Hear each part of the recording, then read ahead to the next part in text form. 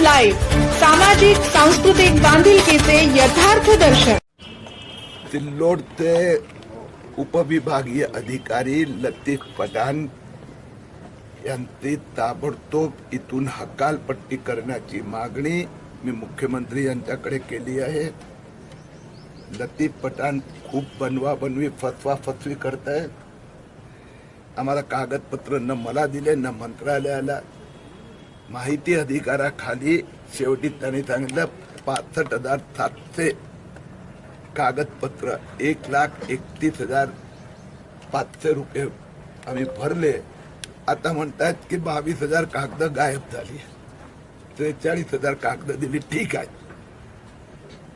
या त्यांनी 26 अर्जदारांचे पेपर दिले, वर जन्मतारीख वेगळी आहे आणि यांनी अर्जात दिलेली जन्मतारीख वेगळी आहे।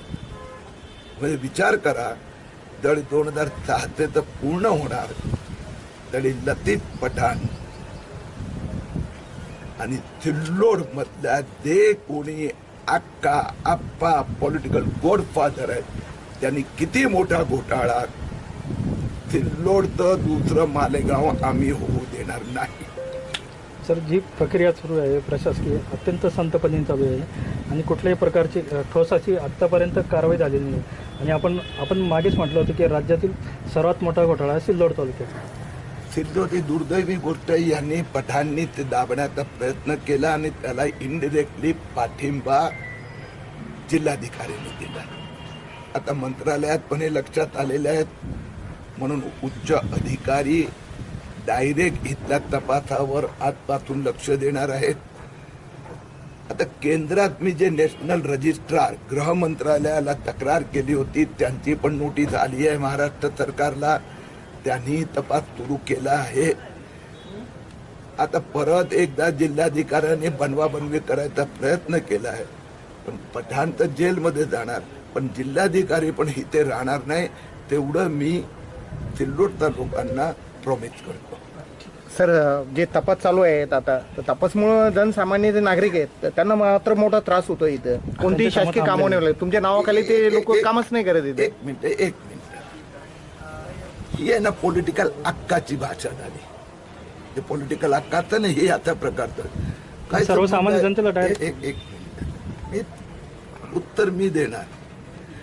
हे पॉलिटिकल अक्का ज्यांनी ही माफियागिरी केली आहे, ज्यांनी ही बदमाशी केली आहे, ते वाचवण्यासाठी सबब देऊन वातावरण तयार करण्यासाठी ह्या तर एवढंच आहे। ज्यांनी अर्ज केला आहे, ज्यांना प्रमाणपत्र दिले ते 26 लोक आहेत। हे 26 लोकांनी जर खरे कागदपत्र दिले असेल त्यांनी घाबरायचं कारण नाहीये। दुसरी गोष्ट, या तपास तर पोलीस स्टेशन करतोय, मग तहसीलदार की तो लतीफ पठाण आणि त्याचा जो गॉडफादर आहे पॉलिटिकल, हे अशी भाषा वापरत तुम्ही त्याला डायरेक्ट प्रश्न विचारायचा, तुझा काय संबंध आहे? सर्वसामान्य जनतेला फार भेटीच नाहीये। प्रश्न असा आहे की कागदपत्रांची जुळवाजुळवमध्ये सामान्य माणूस तहसील कार्यालयात येतो तर त्या तहसील कार्यालयामध्ये त्यांचे कामं होत नाही, कारण की आपण केलेल्या कागदपत्राची पूर्तता करण्यासाठी सगळा महसूल यंत्रणा गुंतलेली आहे असं सांगण्यात येते। सर्व बंद केलं सर त्यांनी, तारीखा वगैरे फेरफारच्या तारीखा असू द्या काय असो सगळं बंद झालेलं। इथं कामच नाही होऊ लागले तुमच्या नावाखाली।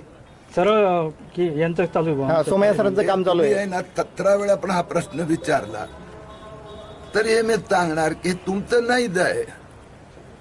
हे ज्यांनी घोटाळे केलेत हे पसरवतात, कारण की कुठलीही तपास चौकशी ह्यांनी करायची आहे।